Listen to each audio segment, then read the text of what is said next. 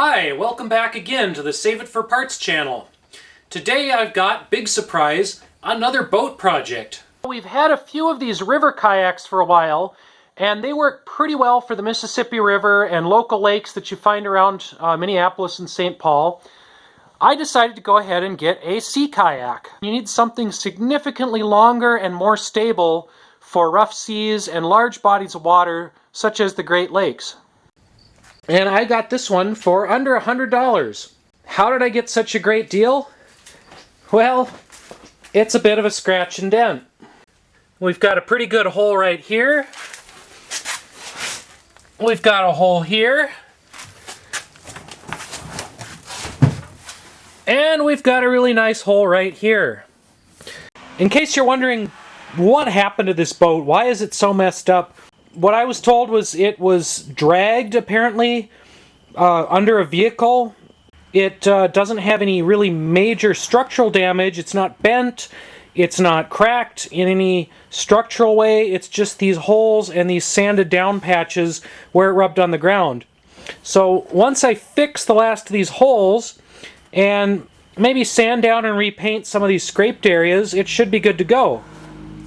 So my plan with this is to use a technique called plastic welding to re-adhere a similar plastic onto this damaged boat and basically patch those holes. It's very similar to the plastic used in 5-gallon buckets, in 55-gallon water barrels, and fortunately, since I'm a gigantic hoarder, I have some plastic barrels sitting around.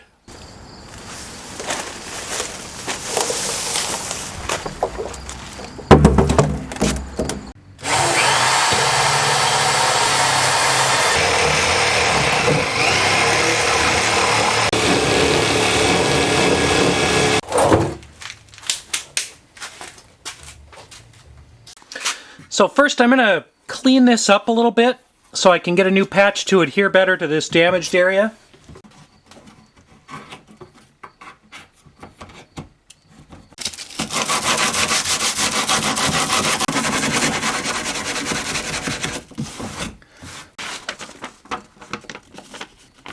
I'm just making a template here so I can cut out a replacement patch that's about the same size as this hole.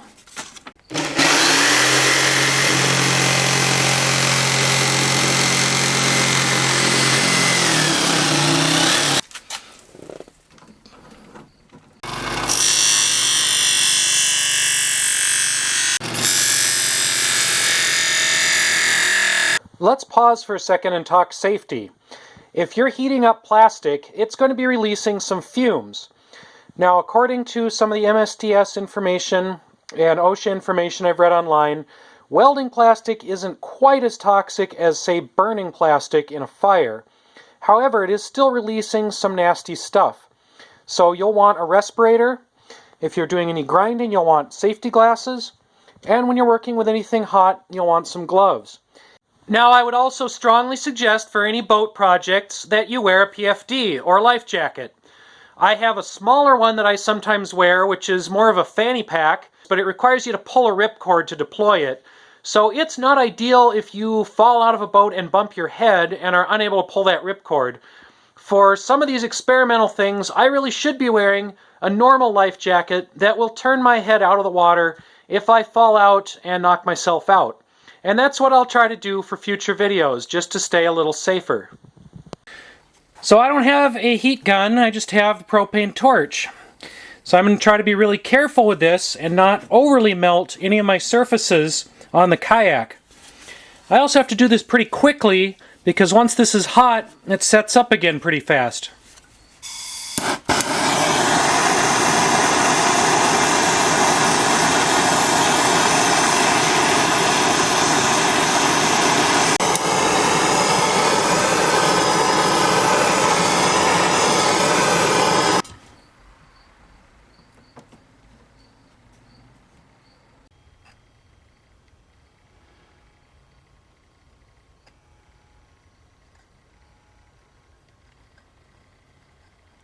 Alright, I've got a couple gaps here where my patch wasn't exact, so I'm just going to go ahead and use some of these scraps that I trimmed off earlier.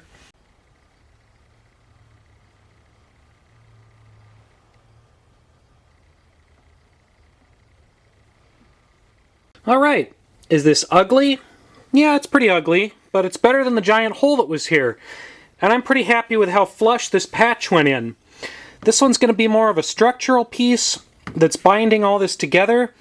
And then to be extra sure, I'm probably going to go back to this little cargo hatch here.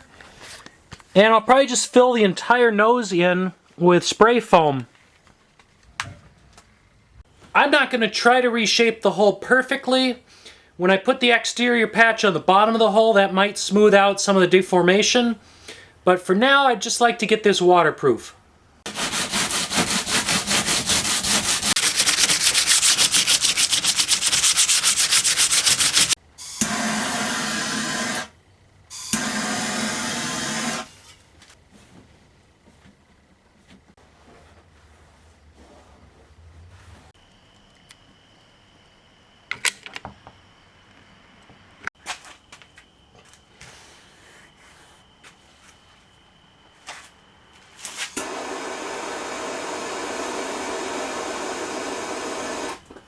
I've cut a piece out of this 5-gallon bucket, and this is a little thinner than the barrel piece that I used earlier, but since this particular hole isn't quite as large, I'm just going to use this thinner piece to kind of cover the general area, cover the silicone that we put on there earlier, and just provide a little bit of external reinforcement for abrasion, rocks, logs, whatever I happen to encounter while I'm boating around.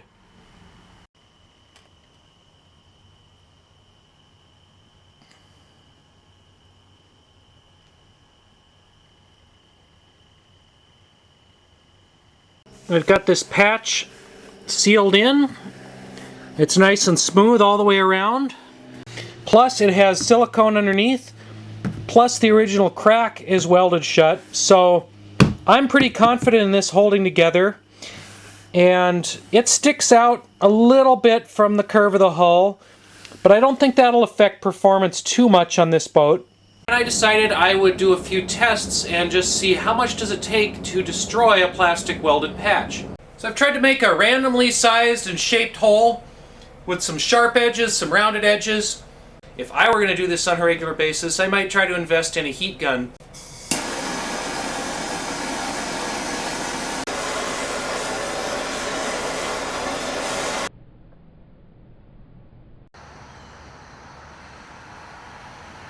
The other thing I did on the interior of the kayak, where I couldn't reach with the soldering iron, is I sprayed in some of this rubberized truck bed liner.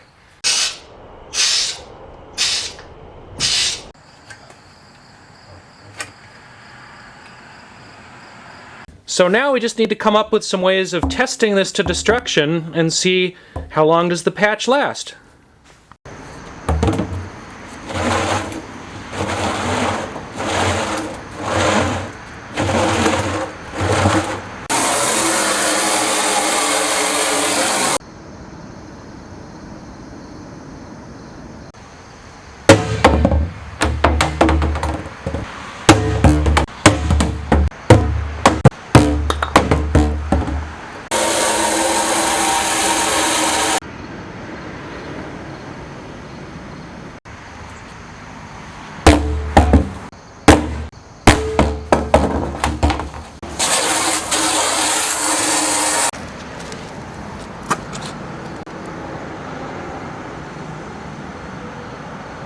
So we did eventually break that plastic weld, and it took quite a bit to do it. I had to drop it on the weld, I had to drop it on the corners to the side of the barrel so that the bottom flexed. You would basically have to ram directly into something else at a pretty high rate of speed to send those kinds of forces down along the hull. And if you're running into something at that amount of speed, you probably have other problems than just a patch breaking loose. So that leaves me pretty confident with what I've done on my kayak. I'm going to initially start testing that kayak on some small lakes around the cities, and I'm not going to take it out on any large water, and I'm not going to run it into any rocks immediately until I've had a chance to test it out a little more. Oh, you can see some of my final repairs here. This was the large under hull patch. And you can actually see the spray foam, which is backing up my bow patch. And if you look at the back of this bottom patch, You'll see that I've blasted some foam and some truck bed liner in on top of that from the inside as well. Well, that's all I've got for now, but I have plenty more funky old boats lying around, so I should have plenty more projects for the future. Go ahead and hit the subscribe button if you'd like to see more of those projects, and thank you for watching.